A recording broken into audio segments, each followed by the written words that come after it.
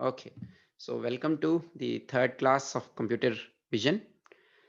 In this class, we would look into the aspects of how human vision works. I'm sure you would be convinced at the end of this discussion, maybe this might stretch to the next class as well, that although we look at and we will be exploring the wonders, seven wonders of the world outside, even at a level of very surface level, after looking at the elegance, the profundity that is there in the human vision, you will all agree that this is in fact the one which sees itself is a wonder. Ideally, we should have started with since we all have it the human vision to understand. From that we should have looked into computer vision, but nowadays in the world of technology we are more we are more occupied with the technological things. We understand the technology more than ourselves. So let's start from there itself, do the reverse engineering to see how our human vision works. Okay, this is one of the topics that I like most among all this computer vision. So I hope you also will enjoy this lecture. Again, like last class, I would like all of you to interactively answer so that it makes it more engaging. Okay, so let's first try to analyze how we capture images using a camera. Can you quickly, so one of you can quickly give it a try on how we capture image? There is an object in the world, how a camera captures an image. It uses an array of diodes to measure Right. the polygon. Okay. So yeah, means you are just talking about the sensor part. I would like you to explain me the whole phenomena on what exactly happens and how do we capture an image. Like light falls onto the lens, then the lens will focus the image onto the sensor, and then from the sensor we have to take the data and do some compression or processing to get it into popular formats. Right. Very good. That that more or less summarizes the entire thing. You have an object. There is a source of light. The light is falling onto the object and getting reflected. And this has been captured by an array of sensors. These sensors, be it diodes or whatever, essentially are sensitive to the intensity of light falling upon it. Okay, you have an array of sensors. Based on that, you are interpreting what is there at that for example, what is their object upon which it is falling, and what is there at that position from which you have taken the reflected light. Is it not?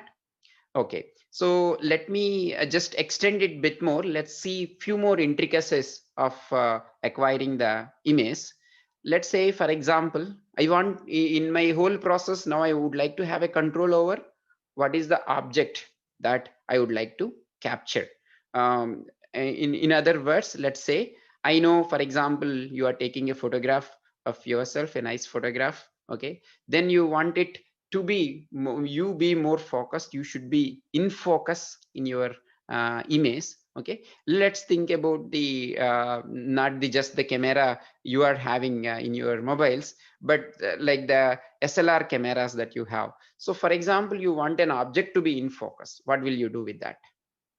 What is it, the parameter that you would tweak with? Adjust the focal length. Very good.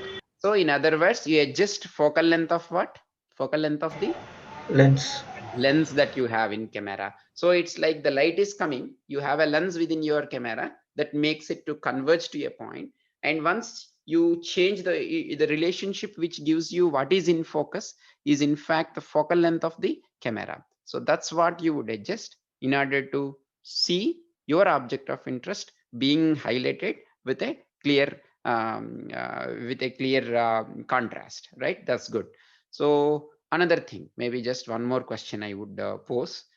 For example, my image is not having enough light. Okay, while capturing my object of interest, from that enough light is not coming. Okay, let's say I'm taking it in the evening time. Okay, after this after almost the sunset, or the location at which I'm taking doesn't have enough light falling on the object. So how could you improve the quality of your image? Increase the shutter speed, like so that it captures more light. Do you increase the shutter speed or reduce the shutter speed? Yes, sir. If we reduce the shutter speed, less light is gets captured, right? Is it not So okay? when it, So what you essentially mean is, probably, let's say it as, you increase the exposure time. Is that what you are not going to say? yes, sir. Yeah. Or else the amount of time you would open your shutter, keep it open, you would increase it, so that lot more light falls onto it. So you capture light over a longer period of time, and you would get a better image. Is it not? Yes, sir. Yes, sir. Good. Suppose now let's take just the opposite case. Okay, you want to take the image over a bright light. Okay, but what would happen? Your sensors will get saturated now for the previous setting. Now what would you do now? It's just the contrary. What are you going to do now? Increase the shutter speed or reduce the exposure time. Very good. That's all you would be doing, right? Um, so these are very good points. Now we have got some idea. Let's try to have a look at our human vision and how it works. Okay. Ideally, in the class, if it has been in the physical class, I would have passed this piece of model that you could have a detailed look at how our human vision works. But still, I'll do the same before the camera now. Hope you would be able to get a grasp of it. And then, anyways, I will play a video as well, which gives you almost would convey you the same information. Okay. So now, um, can you tell me roughly? How is your shape of eye? You all know it, right? Even in movies and all, in the cartoons, the eye would be coming out in some places for special effects, and will be going for a comic effects. They will be doing that. So, what is the shape of your whole eye? It's a sphere. Right, of course, yes. With a shape of sphere with a slight bulging at the outside here, right? This side, you have a slight bulging from the sphere. Okay. So then maybe this is, you had it in your science in maybe in 10th standard. You might be studying while you are studying physics, or in any other science you would be getting it, natural science. So let's try to go a bit more detail into what all do you have in your eye.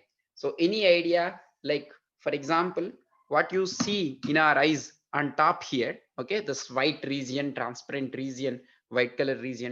Do you have any idea on what it is called as? Anyone? Cornea. Very good. Glad to hear the answer. This is what you had as a cornea. So what I would do now is I will remove one by one. So I'm just, by the way, before going that, one more question. This is right, as one of you rightly said, this has a roughly spherical shape, your eye. And can you tell me roughly what would be the average diameter of our eyeball? The whole stuff put together, this whole stuff in your eye, in our eyes, not in your, we all have it the same thing. Roughly what would be the diameter of this? Any idea?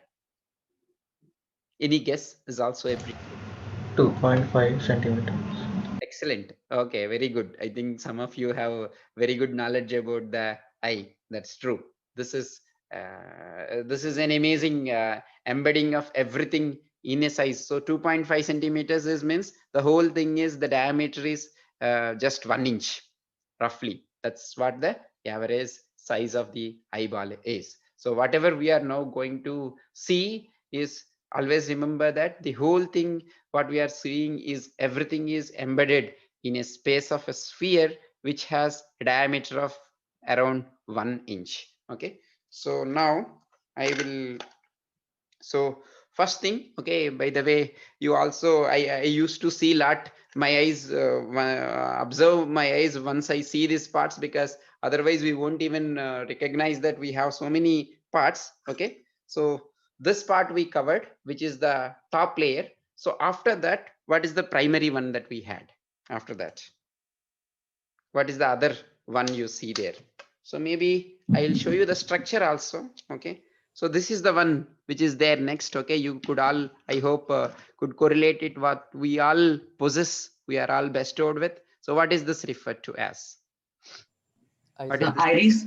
Very good. Iris. Correct. And then what is this? What do you Pupil. refer to it as? Pupil. Very good. That's the pupil, right? And behind the pupil, so from the pupil is just a hole there, okay, which is allowing it. Okay, this got already broken in my hands, but behind the pupil is this. What is this? You have this behind the pupil. What is this? Convex lens. Right, very good. You had a convex lens behind the pupil. And after that, you have this whole setup has been put inside a, or this is called as a vitreous medium, which is there inside behind this. Okay, this I think, let me just, this is called, the correct name is vitreous humor. Okay, this is there. And after that, behind that, okay, whatever you see here, what are those colorful things you are looking there? What are they referred to as? So what is this background is referred to as, by the way? Retina. Very good. This is called, referred to as retina. Any idea on what these are? He has given in the diagram this part. I'll be Sun cones. Rods and cones.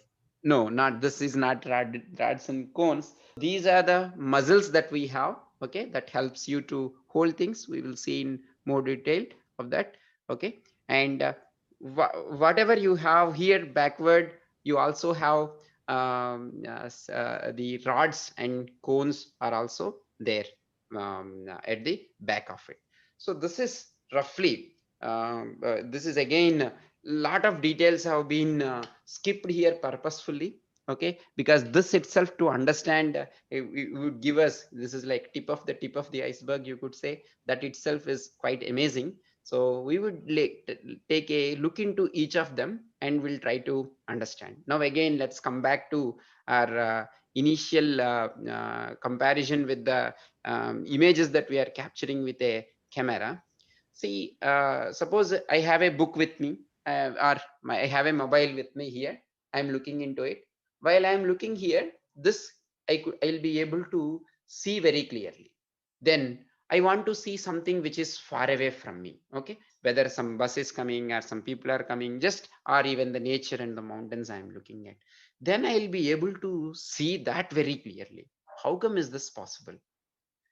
In normal camera, if I'm whatever I want to see here, either what I should do is I should take the camera closer to it. I should move the camera, okay, if my for a given lens, okay, if some object has to come into focus, either I should move my camera or I should make the focal length change. Okay, I should adjust the lens. But how come are we able to see our lens is there, okay, the same lens is there. It's not like we are changing the lenses, but still on our will, or if we want to see, I want to study something here, I'm able to see very close. I'm seeing now the screen here very well. At the same time, there is some noise, let's say I'm looking out and I'm able to clearly see that. How come is this possible? Focal length is get adjusted automatically when we view for a particular object. How can this be adjusted automatically? How does it know where I want to see? How can it adjust focal length automatically? That we have those Controlling muscles this lens can yours. contract and relax. Sorry. The muscles controlling this lens can contract the lens or relax also. Excellent. Excellent. So this is something that is happening almost always. Even now, it is very difficult to feel that these muscles are actually, this lens in our eye is not a fixed lens. Okay, this lens will be of very strong material inside, and a jelly. This is basically a jelly like stuff, the lens. Okay, and you have so much a material factory is there within that, each having completely different types of materials there.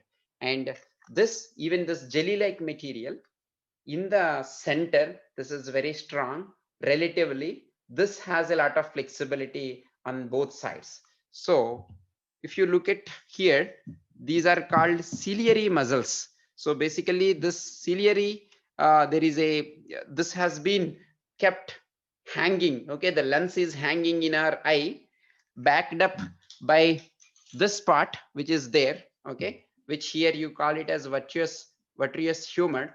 So this is on this side is supported by the other end, and now this is hanging based on the ciliary body that you would see here, and on the other side you have this your iris is there. So in between this is there hanging, and the moment we are seeing like this, will the focal length increase or decrease when we are seeing it away, far away? Increase. It should increase. So what does that means? What should happen to the lens as such? This lens, what should happen now? See, we even making the model for it is so difficult. Forget about having a camera that can do in similar lines. Now your ciliary muscles would pull it from all the sides and then the thickness of this lens would become small, and thereby focal length would become large, and we are able to see an object which is far away. Since anyway we started with lens, now we will also, since I have not covered the initial ones, can you say what could be the purpose of this cornea? Now everybody has seen this cornea part, right? This was the outer layer. Okay, this which I was showing on the outside, that is the cornea. So which you could see other than this retina, whatever you see there in our eyes is indeed cornea. Of course, there are, in fact, if you go in more detail, there is actually, it's on top of it, there is also another layer is called conjunctiva. Okay, we are not going into that detail, but let's call simply this as cornea. What is the purpose of this cornea? Any idea on why we would require this cornea? So protection for the lens. But more than that, this is something that absorbs all the UV rays that are falling on the eye, and keeps the rest of your equipment safe. That's one of the key purposes of this cornea. And why do we need an iris? Don't say that for detecting people. Okay, we are using it, but what is the purpose of this iris? So To control the amount of light getting into the eye very good. So how did it control? by changing the pupil size. By changing the Pupil size. pupil size. How does it change? Like the muscles expand and then the hole becomes smaller. So less light gets into the eye. The muzzle, The iris muscles. right? The So iris. they expand and the hole becomes smaller. So less Right. light gets into the eye. Right, you are right. See, this is a very nice thing. I'm sure all of you would have should be having Aadhaar card, right? What would they do when you go for Aadhaar card? Do you still remember how do they capture the iris pattern? Do you remember what is the process they would be doing?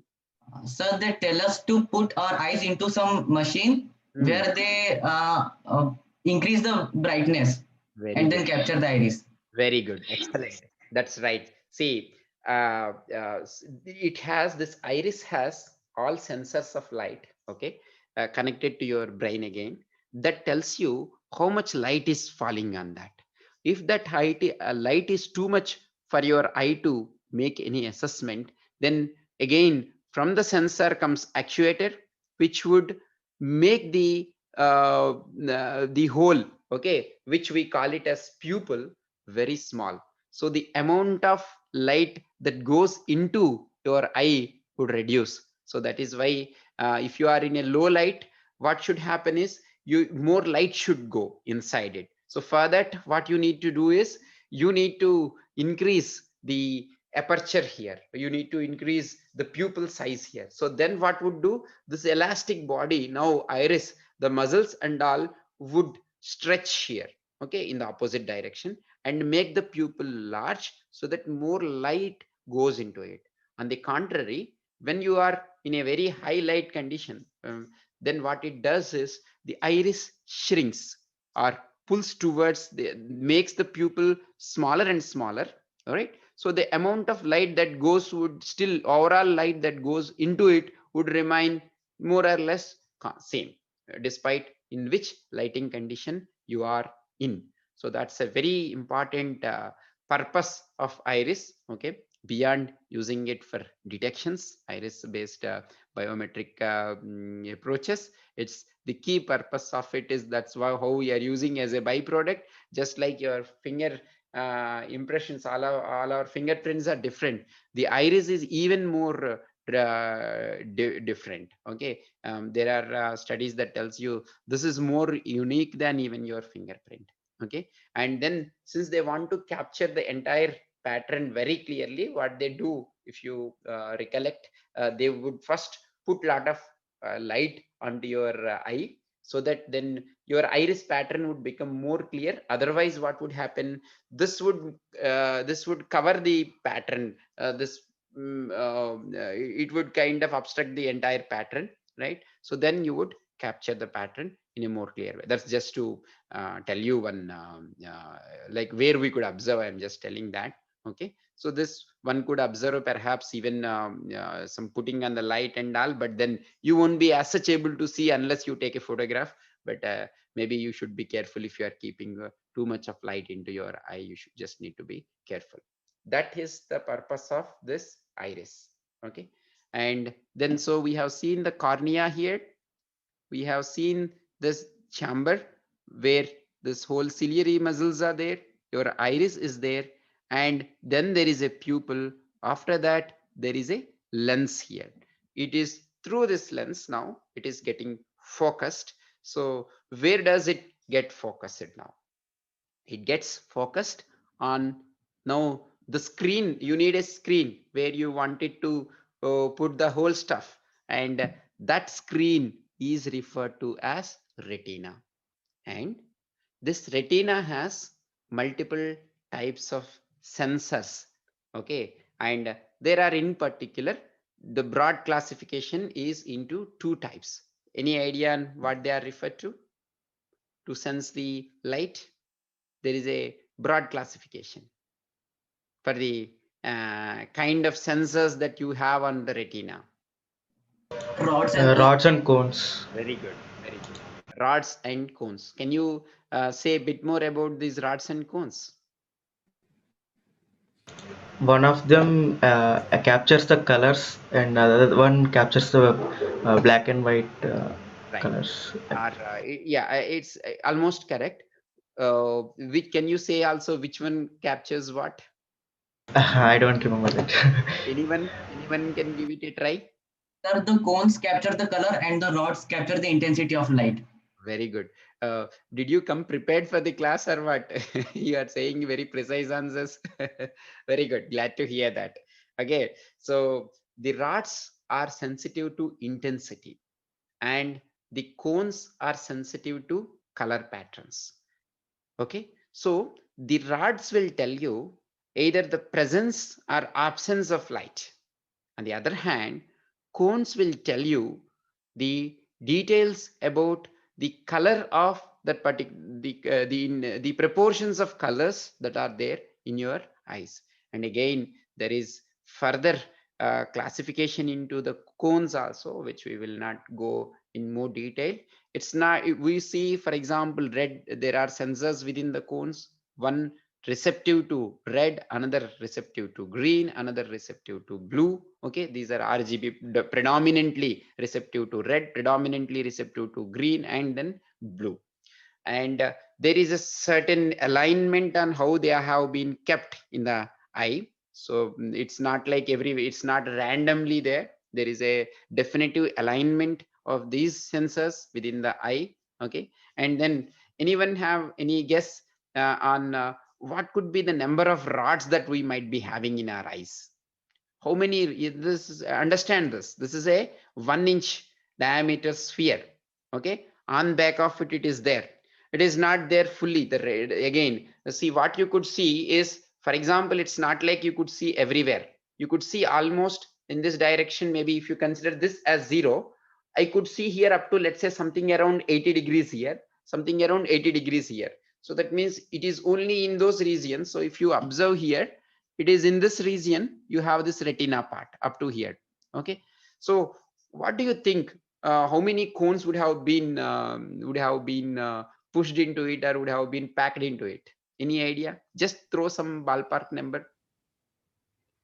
In some order of 10%. Right, in order of millions. millions. You are right. There are 7 million, 70 lakhs of cones are there which are sensitive to color, and almost 10 to 20 times of that number, which is 75 to 150 millions of rods are there. So basically, uh, so you have what you have in place is you have more sensors, okay, almost 10 to 20 times more sensors that could detect presence or absence of light, or the intensity, just the intensity of light, than the sensors that you have for detecting the color. Okay, so cones are around 7 million cones are there, and as far as their rods are concerned, you have around 7 crore 50 lakhs to almost like 15 crores. I hope I'm converting them from million to this number correctly. So you have 15 crores almost of rods within this region. Is it that number not amazing that you had this whole number very well placed and very well aligned in a particular order and all within this 2.5 mm of RI bar?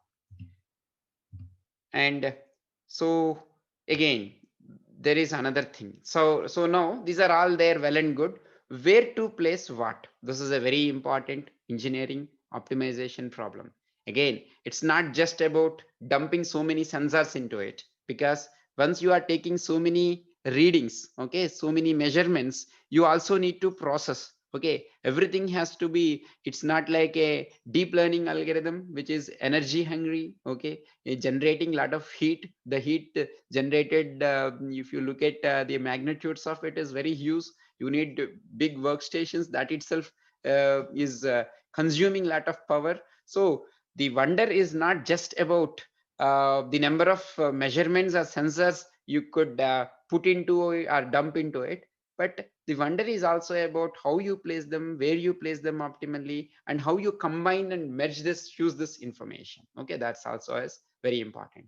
So ideally, as an engineer, where do we place more number of cones and where do we place more number of rods?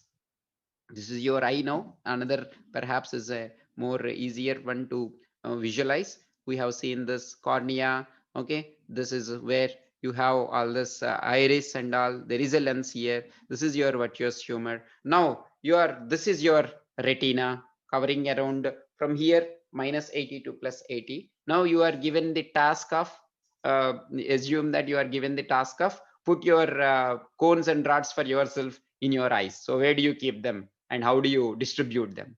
Or maybe let me be more specific. Where would you keep the maximum number of cones? Okay, so assume that I will take some Gaussian distribution variance. We will see of it little later.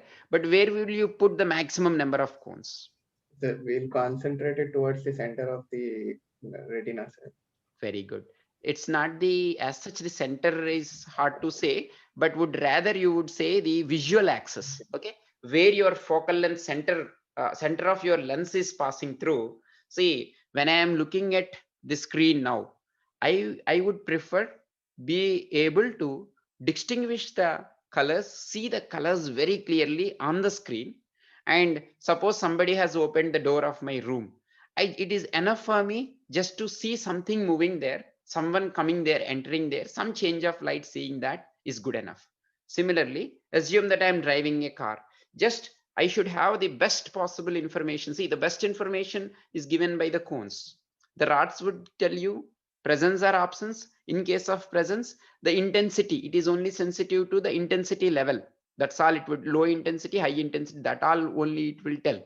But when it comes to cones, that gives you very clear distinction. So how you place is better to have the maximum number of cones, yeah, right away on your visual axis, because if I'm seeing this way, my visual axis is in this direction, right? The whole thing is moving like this. So on the visual axis at the back, whichever object I am focusing or looking at, my ciliary muscles are anyway taking care to put the lens correctly. Then the whole thing is falling, and at the center of the visual axis on there, I would prefer having the highest number of cones. And now you would be able to say what is the where should I keep the rods. Anyway, you have kept a lot of sensors here.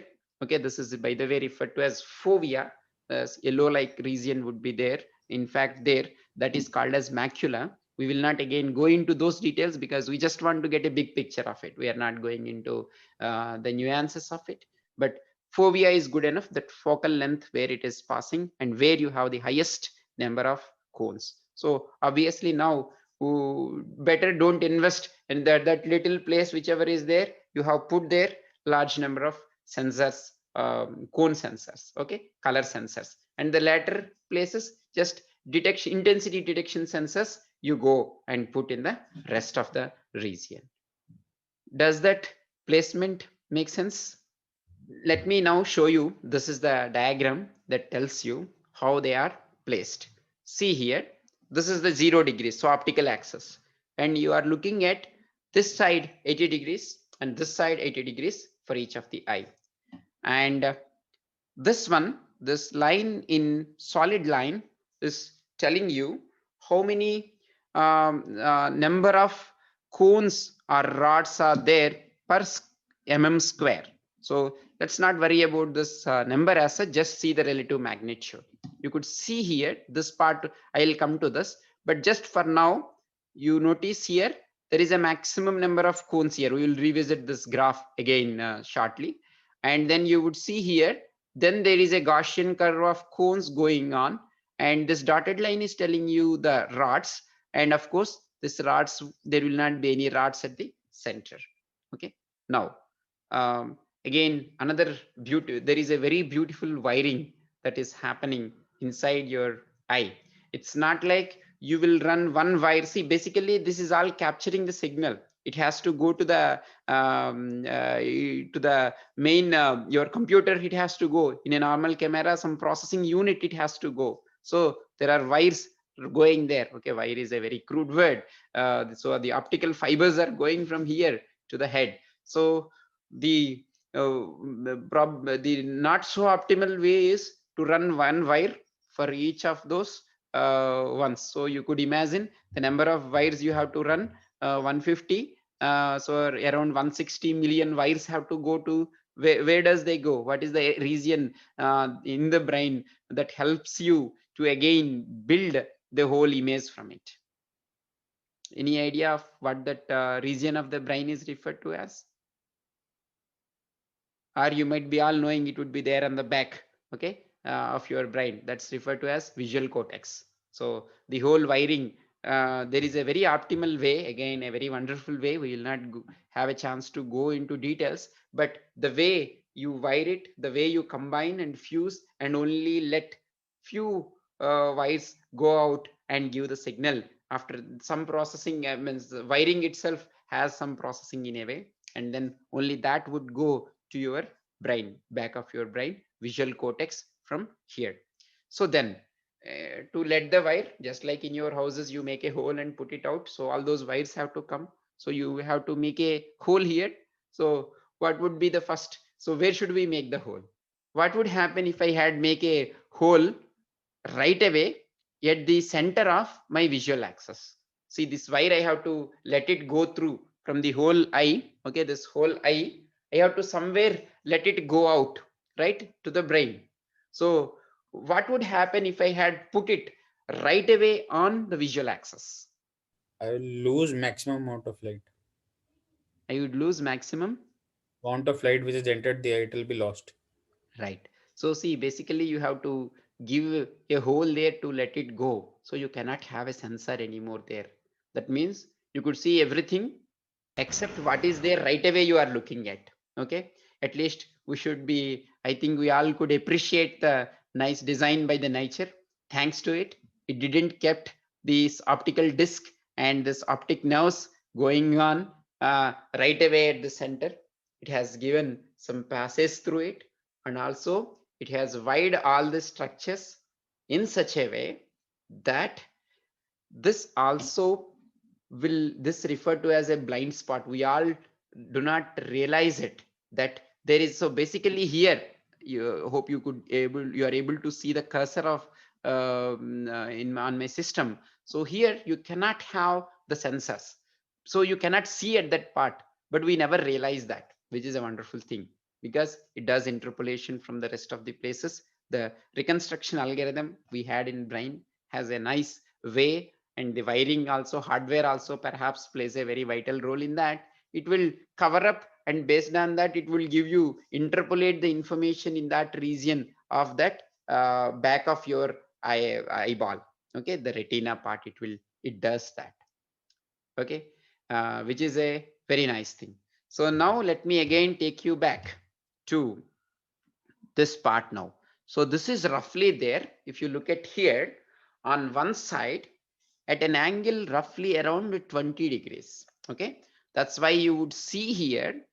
Anyways, this whole thing is almost constant. Very few cones are there from zero apart from the center here anyway, because here is the where you put a hole on your wall and let the connection go out to your brain. So obviously everything would become zero here.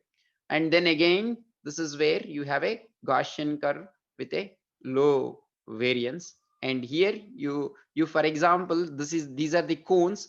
You could more or less you could combine them. So this will almost like, if you interpolate here, this would continue. The other samples would make the interpolation in this region. So particularly some optical illusions will particularly exploit this and give you some ways which you would interpret the image wrongly. That is quite possible by particularly exploiting the blind spot that all of us have, okay, in our vision. So that's where this is how the distribution. So now you could see here, consider this is 0, one nice Gaussian distribution on this side, and then here also you have another nice Gaussian distribution here.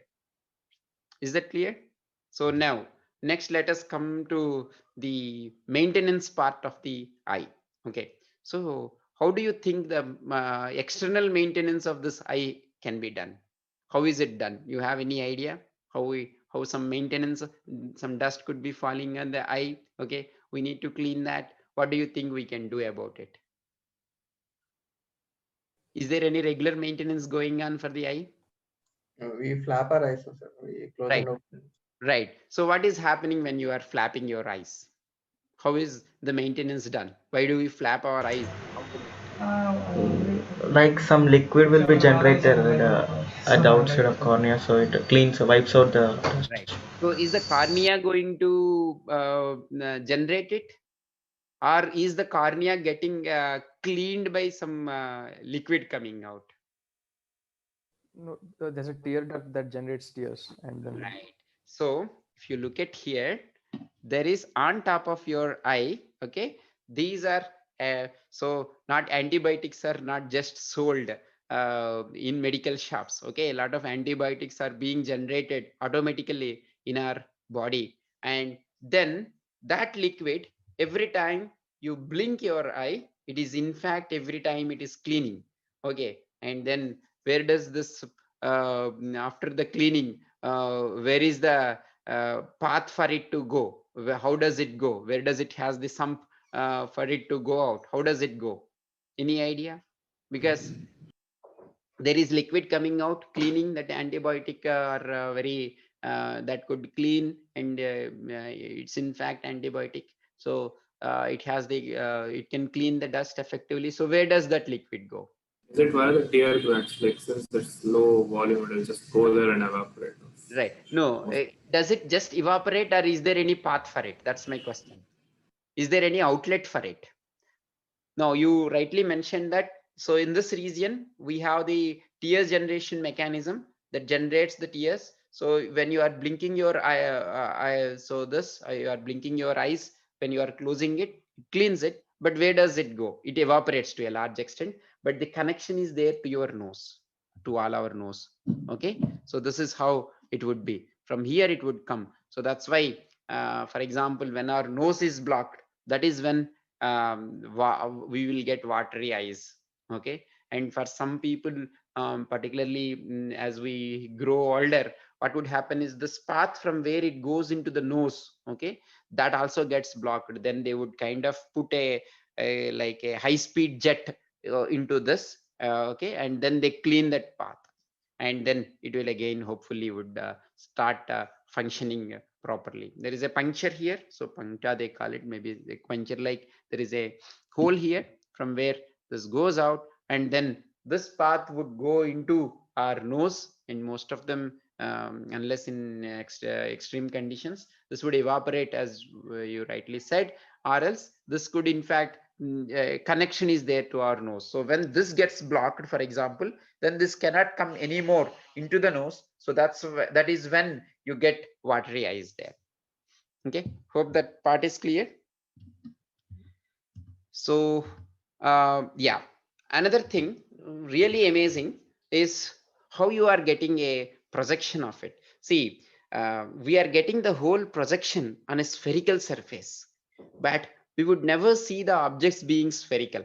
So forget not here, the transformation of coordinate axis is very effectively done by our brain. Okay, that algorithm is also in place to every one of us. Okay, it is coming pre-installed. Okay, you get it when you buy the machine itself, this is coming. So you would look at the way this gets projected here on this back. So this whole thing on the spherical surface, you get it focused in different points, but you would never see the objects as if they are, look at sometime, for example, you would see in some cameras of this model, they are there for having a higher field of view. Look at the picture how it looks like. So more or less your actual acquisition of your image is in that similar lines, but we see it in a different way.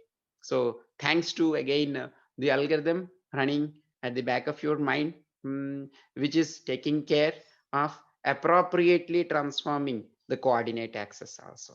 Okay, this again everybody knows it, except that maybe some of us are not able to appreciate this. Is that, suppose if I have I'm looking at a tree which is, let's say, 100 meters away, and the length of the tree, assume that it's like around 15 meters. So when it forms a reflection here, this is in fact would always form inverted. Okay, thanks to the nature, we won't see by ourselves inverted things and then try to make an interpretation for ourselves and do it. Our life would have been a hell doing that, thanks to the nature. So we would see things set right. That's one thing. So perhaps, I don't know, making a wild guess that the wiring has taken that has been taken into account or care by the wiring ladder, how you are running the cables from your eye to the brain, perhaps that might have been taken there, or I don't know. That's one of my guess there. Okay, so as we said, this could be around 25 mm, but then your lens, by the time that lens is there, some distance is there. So roughly you could consider this distance from this focal length to the back of your eye is 17 mm. So how do we say what would be the assume now? See, this is very complicated because it is not even falling on a rectangular plane. That would have been a very bad design. Okay, like we do, like humans do, but the human vision model is not the way humans do the designs. Okay, being this spherical, but again, for our simplicity of calculations, consider that this is a rectangular one. Now, can you tell me what would be the size of this tree when we see it here? What I am giving you the information is, I'm looking at an object which is 100 meters away from me, and there the object size is 15 meters. And another information I'm telling you is, assume that from the center of focal length, center of your lens, to the back of the eye, the distance is 17 mm. Also assume that it's a plane. So what would be the size of that object? Can you quickly calculate and tell me with this information? 2.5 millimeters. Very good. That's 2.5 mm. Just a similarity triangles you need to do and see it. Just imagine how an object of 2.5 mm could be there. Just in terms of size, you imagine, and see how we are able to perceive it. And that could give us the magnanimity of the the work, computational work going on, and the magnanimity of the interpretations that it is done. Otherwise means we never feel, first of all, the it being you could all feel how it would look when we are actually projecting it into a spherical an object like this. Okay, even in our houses when you are eating, see, we all see our faces and the vessels which are there kind of curved. Okay, we look very very bad there, almost look like ghosts there, right? With the head elongated, okay, or in the other direction depending on in what size it is, and we look more ugly than what we are. Okay, much more uglier than that. But it is not interpreted in that way, despite we taking the projections on this one, and then the interpretation is also, we won't see them inverted, and we still get a feel.